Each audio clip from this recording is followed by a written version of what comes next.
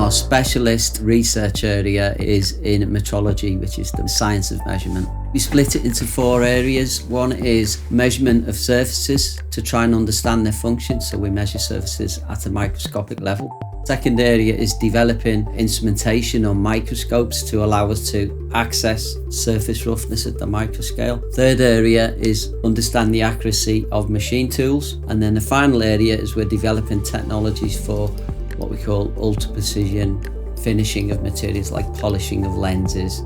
One thing about surface instrumentation and surface metrology is that when we carry the process out, we need to do it in a specific way. And we have to ensure that everybody in the world measures and quantifies surfaces in the same way. And in our group, we're very much involved in developing the new medical standards, new medical protocols, and then onto software that can quantify surfaces.